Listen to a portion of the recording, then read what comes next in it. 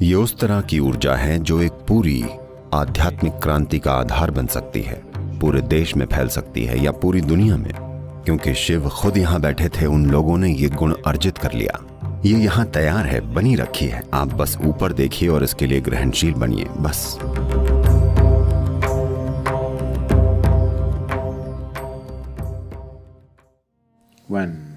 जब स्वयं आदि योगी दुख की अवस्था में थे, या शायद दुख सही शब्द न हो, जब वो अपने ही प्रति एक कड़वाहट की अवस्था में थे, जब वो उस वचन को पूरा नहीं कर पाए जो एक तरह से उन्होंने एक भक्त को दे दिया था।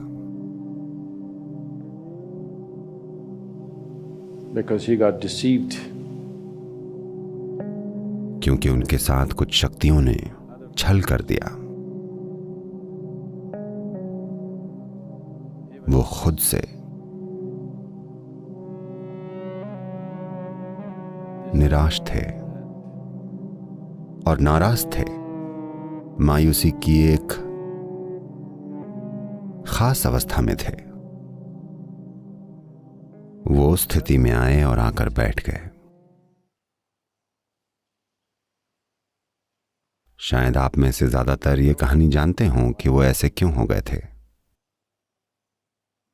आसान शब्दों में कहें तो एक दक्षिण भारतीय महिला, दक्षिण के भी दक्षिण में, उपमहाद्वीप का वो सिरा जो आज एक अरसे तक जिसे नागरकोइल के नाम से जाना गया, जिसका मतलब है सर्प मंदिर, आज उस सिरे को कन्याकुमारी कहा जाता है, जहां 3 सागर मिलकर एक हो जाते हैं। तो एकदम नीचे दक्षिण की ओर एक स्त्री भक्त ने उनके लिए अपना प्रेम जताया और कहा, उसने उनके लिए एक डेट तय कर दी। नहीं, वो उन्हें डेट नहीं कर रही थी, उसने उनके लिए एक तारीख निश्चित की कि इस तारीख तक, इस दिन सूरज के उगने तक अगर आपने आकर मुझसे शादी नहीं की तो मैं अपना शरीर छोड़ दूंगी।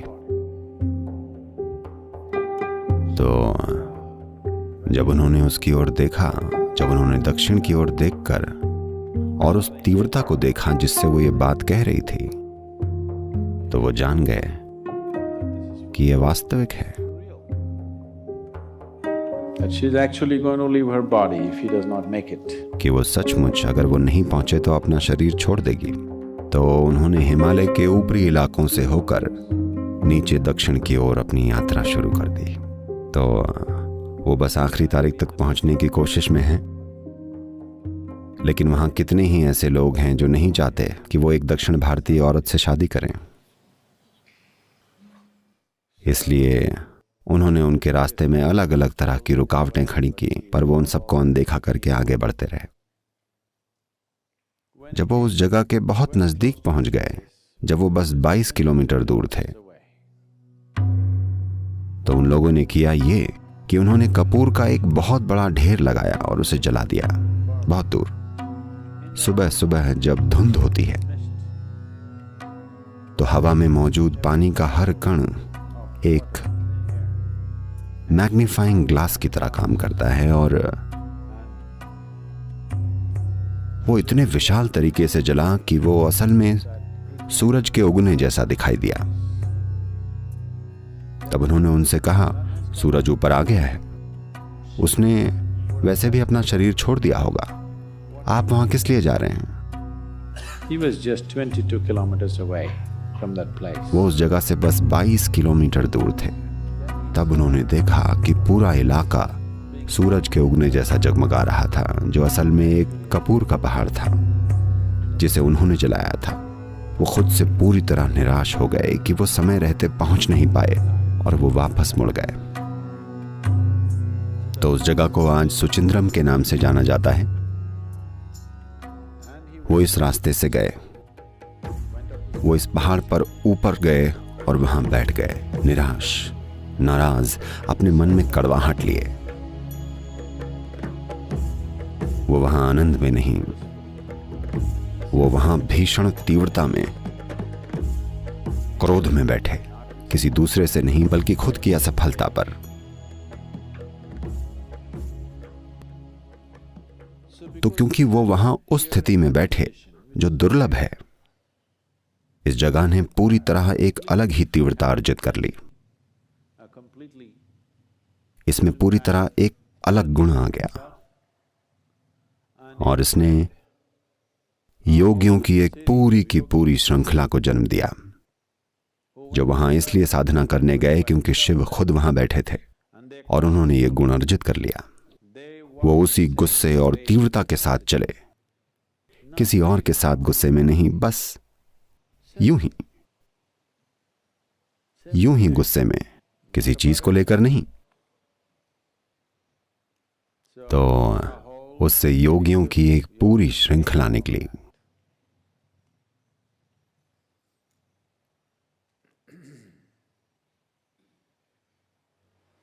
If you have seen the pictures of Sadguru Sri Brahma, अगर आपने सद्गुरु श्री ब्रह्मा की तस्वीर देखी हो, वो ऐसे दिखते हैं कि वीरप्पन उनके आगे केजी क्लास का बच्चा लगता। वीरप्पन का चेहरा वाकई में मासूम बच्चे जैसा दिखता। वो इतने गुस्सैल दिखते थे बिना किसी वजह। वो बस यूं ही गुस्से में चलते थे हर समय, किसी और पर गुस्सा नहीं, बहुत ज्यादा करुणा से भरे हुए, पर बस गुस्से में। तो ये पहले नहीं थे, ऐसों की एक पूरी एक श्रृंखला थी, क्योंकि इस पहाड़ की चोटी पर उन्हें इस ऊर्जा से एक धक्का मिला और उन्होंने ये अर्जित कर लिया। उनके लिए इस कड़ी में जो योगी आए, उनके लिए जिस एकमात्र ट्रांसमिशन पर उन्हें भरोसा था, वो आदि योगी ही थे। वो उस तरह के नहीं हैं जो किसी और चीज का भरोसा करें। वो उस तरह के नहीं हैं जो इस धरती पर किसी दूसरे इंसान पर भरोसा करते। सिर्फ वही जो शिव की तरफ से आता है उनके लिए वास्तविक है, वरना वो नहीं है। तो वो इस ऊर्जा में विकसित हुए, क्योंकि यहां आदि योगी एक खास तरह के गुस्से, निराशा और अपने भीतर एक कड़वाहट की स्थिति लेकर बैठे थे। इस चोटी ने ही उस गुण को अर्जित कर लिया, दिव्य पर एक अलग तरीके से। वो उसी तरह के बन गए। आपको नहीं पता कि इसे सभ्य बनाने में, इसे सामाजिक बनाने में कितनी मेहनत लगी है।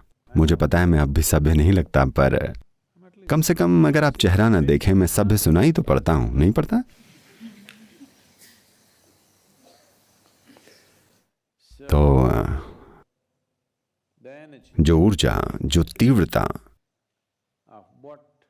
ये पहाड़ ट्रांसमिट कर सकता है, ये चोटी लोगों के साथ जो कर सकती है, वो बहुत अद्भुत है।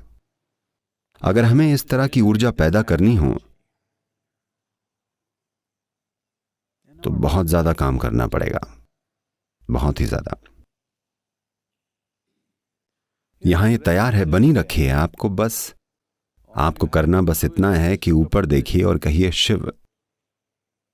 आपको करना बस ये है कि इसकी ओर ग्रहणशील बनना है, बस।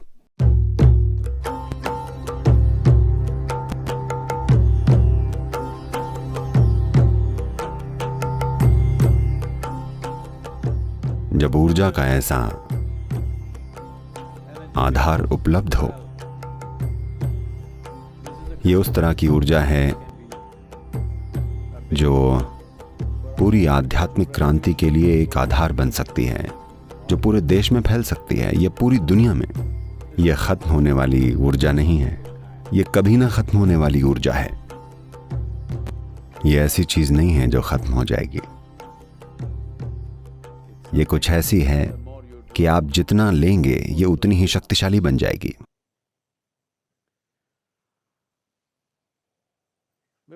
हम चाहेंगे कि ऐसा पूरी दुनिया के साथ हो, पर मैं सोचता हूं कि अब मैं बूढ़ा हो रहा हूं तो इन दिनों जरा साधारण सोच रहा हूं। मैं सोच रहा हूं कम से कम वो लोग जो तमिलनाडु में पैदा हुए हैं, उन्हें तो इस ऊर्जा के संपर्क में आए बिना अपना जीवन नहीं गुजार देना चाहिए। कम से कम उन 6 करोड़ 20 लाख लोगों के साथ ऐसा जरूर होना चाहिए। हम बाकी देश को छोड़ देना नहीं चाहते, पर मुझे पता है कि अगर ऐसा पूरे तमिलनाडु के साथ हो, तमिल लोग बड़े जोशीले लोग होते हैं, मुझे यकीन है कि वो ये पक्का करेंगे कि बाकी का देश भी इस ऊर्जा के साथ कंपन करे, अगर वो सब इसे पालें। मेरे लिए निजी तौर पर इस पहाड़ का बहुत ज्यादा महत्व है, क्योंकि